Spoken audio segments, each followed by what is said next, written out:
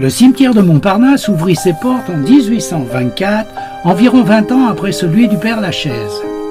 Le terrain qu'il occupe appartenait à l'origine aux religieux de la Charité qui y possédaient un moulin, le moulin de la Charité, qui existe toujours au sein de la nécropole, mais qui, malheureusement, a perdu ses ailes, comme nous pouvons le voir.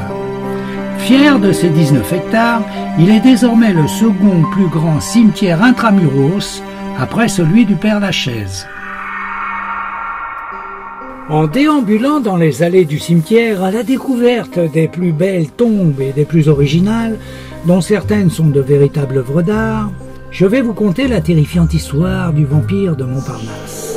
En 1848, alors que la chaleur estivale de l'été battait son plein, la presse parisienne relatait l'horrible histoire du vampire de Montparnasse qui fait froid dans le dos. Paris frissonne. En effet, très fréquemment, au petit matin, des cadavres sont retrouvés exhumés et mutilés. Est-ce un vampire? Une déviance nécrophile? Car une semence sexuelle est très souvent retrouvée sur les corps. Et le point commun de ces victimes, ce sont toutes des femmes, plutôt jeunes, et récemment décédées. Malgré les patrouilles de policiers et de gardiens, le vampire demeure introuvable, poursuivant ses activités nécrophiles pendant des mois. Lorsqu'au début de l'année 1849, la police met en place un piège composé d'un discret fil métallique près du mur d'enceinte du cimetière qui, au moindre contact, déclenche un tir de mitraillette. Et c'est dans la nuit du 15 au 16 mars 1849 que le vampire tombe dans le piège de la police. Le vampire était bien en chair et en os. Il s'agissait du sergent François Bertrand de l'armée de terre, très apprécié de ses supérieurs. Il fut soigné à l'hôpital de Grasse et condamné à 1 an de prison pour le seul chef d'inculpation de violation de sépulture, comme quoi l'habit ne fait pas le moine. Le cimetière de Montparnasse abrite le souvenir de nombreuses personnalités, sculpteurs comme ici César, mais aussi hommes politiques, artistes, personnalités religieuses, artisans, explorateurs, chanteurs comme Serge Gainsbourg, de son vrai nom Lucien Gainsberg, auteur, compositeur, interprète, non loin de la tombe de Jacques Chirac. Jacques Chirac, haut fonctionnaire et homme d'État français, fut Premier ministre de 1974 à 1976 et président de la République de 1995 à 2007.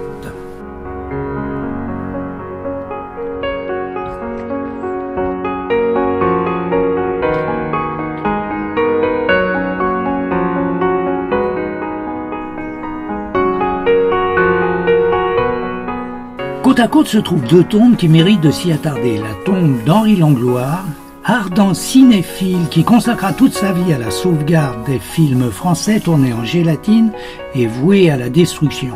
Il créa également la Cinémathèque française. Sa tombe est incrustée d'images de films mythiques. Vous pourrez passer un long moment à tenter de les reconnaître. Et son voisin, la tombe de Gus, de son vrai nom Gustave Ehrlich, dessinateur humoristique, illustrateur, caricaturiste et écrivain français. Sur sa tombe, il est écrit « Il était au-dessus de ces religions qui font se battre les hommes. Lui, il avait trouvé la plus belle.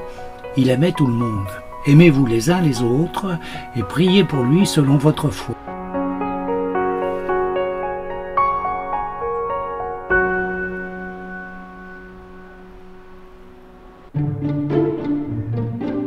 Jean Dorothée Seberg, actrice américaine dont une grande partie de sa carrière se déroula en France.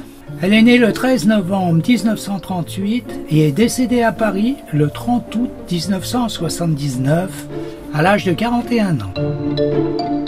Le cénotaphe de Charles Baudelaire a été sculpté par le sculpteur José de Chamois, inauguré en 1902 en l'honneur de l'écrivain Charles Baudelaire, poète français né à Paris le 9 avril 1821 et mort à Paris à l'âge de 46 ans le 31 août 1867. Jacques Demy et Agnès Varda en couple à la ville, 30 ans d'amour et de passion pour le cinéma. Marguerite Duras, grande femme de lettres, dramaturge, scénariste, réalisatrice, est né en Indochine française le 4 avril 1914 et décédé à Paris le 3 mars 1996. La liste est loin d'être exhaustive, mais nous pourrions finir ce petit film par ce merveilleux comédien qu'est Philippe Noiret, maintes fois couronné.